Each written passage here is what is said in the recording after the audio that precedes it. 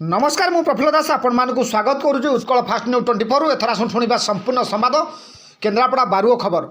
बारुओ ग्राम में विद्युत आघात में दुई गाई को मृत्यु। केन्द्रापड़ा बारुओ ग्राम में देखा मिली एक अभावन घटना। सकाळु सकाळु हठात ग्रामर मझी रास्त विद्युत तार छिड़ी पड़ू दुईटी गाई को मृत्यु हो जाइए।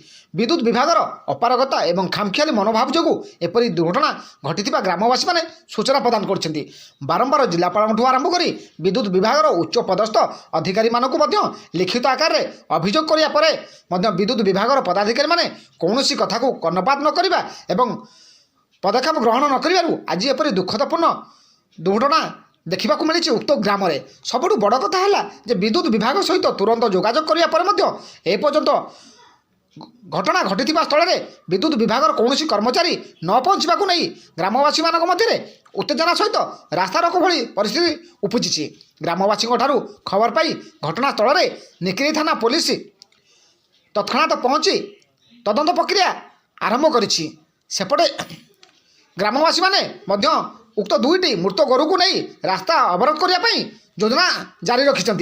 तेबे आसतु शुणा कौन कहते गाई रखि मालिकों सहित स्थानीय ग्रामवासी एवं विद्युत विभाग उच्च पदाधिकारी बा कर्मचारी ऑडियो भॉइस सीधा सड़क से मोर शुणा।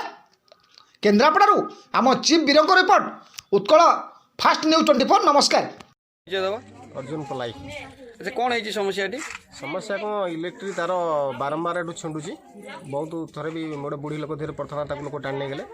आज सकाल 7टा बेले दुटा गाई बंधा होता विथ से गाई भी गादिल गाईटी अच्छी आउ तारटा स्पार्क कला स्पार्क करके लोक कहले लाइन स्पार्क कर टणा लोक दौड़ा दौड़ी पलैले से तार दुईटा छिंडिकी गाई धीरे बुड़ेगा गाई दुईटा गाईर प्राण जाइए। कौन अभियोग रखिए कौन अभियोग आज्ञा से गाई रू चले तो पिला छुआ पाठशाठ पढ़ा पाखु से गाई बहुत गरीब लोक गाई दुटा रखिकी तार गाईर से भरण पोषण है तो गाईर क्षतिपूरण दि जाऊ आ ग्रामर सब केबुल तार करा जाऊ।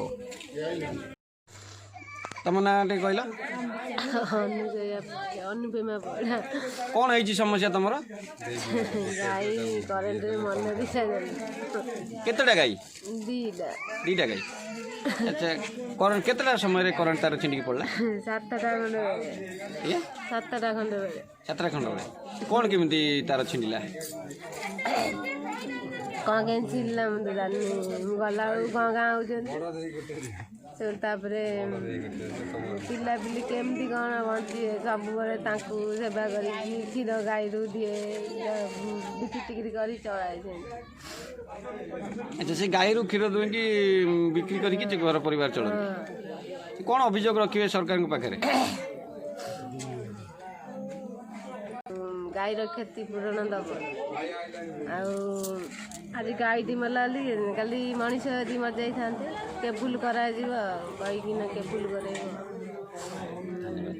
मलरंजन परिड़ा बारुओ। आज्ञा आम खबर पाइलु जे दुईटी गाई विद्युत आघात में मृत्यु होती तार छिंडिकिना कौन से विषय मंतव्य रखा तारटा एक्चुअली सकाल मॉर्निंग स्पार्किंग है तार दुईटा छिंडीगला तो लोक दौड़ा दौड़ी आम भी निजे थी मुझे प्रेजेंट थी तो दौड़ा दौड़ी लोक पड़े बट गाई दुईटा तो बंधा होता जापारे पड़गला ऑन द स्पॉट डेथ होगा गाई दुईटा। जो विद्युत विभाग जो दायित्वहीनता कार्य जो तार बारंबार छिड़ुची गाँव में ग्रामवासी अभियोग करुले कि से विषय कौन आप आम भी मुझे भी पर्सनाली भी जाइए फोन कर बहुत थर कि केबुल कर दिखाँ गाँव में पिला छुआ कारोबार गाई बंधा होती से किसी ना किसी स्टेप ने हाँ लिखित रिटिन मुझे देती गाँव आप्लिकेसन भी साइन कर लोक कि से किसी शुणिले आम कहूँ केबुल कर दिखाँ गाँव में पिला छुआ जिलापाल नहीं दे नु इनसीडेंट पर भावुँ स्ट्राइक करूँ कि कौन जब किसी क्षतिपूरण ना तो अति गरीब श्रेणी लोक से गाई रू ही चलती आगे किसी नि बाध्य आम रोड ब्लॉक करूँ कि कलेक्टर पाक जीवु हाँ ये रिसेंट होता दीटी मांकड़ भी से माने भल लक थिला बिली लोक खसी पड़े से सब स्टेशन पाखे दीटा मांकड़ भी रिसेंट इनसीडेंट 2-3 मास तल घटना बहुत गाँ टोटाल पूरा आप बुली आसन जाए आप निजे देखी आसु गाँ टोटाल तार झुलिक रही सब विद्युत विभाग अवहेला जो एमती इनसीडेंट ही दुर्घटना घटिला कौन विद्युत विभाग कर्मचारी पहुंचले ना आपन पाखरे हाँ नहीं कहीं पहुंचना जे कि मुझे पर्सनाली 3 थर कॉल कलेनी हई जाऊँ पहुँचुची कही आसी सकाल 7टारू आसी 12टा बाजिलानी 5 घंटा हो गलानी देखा नहीं।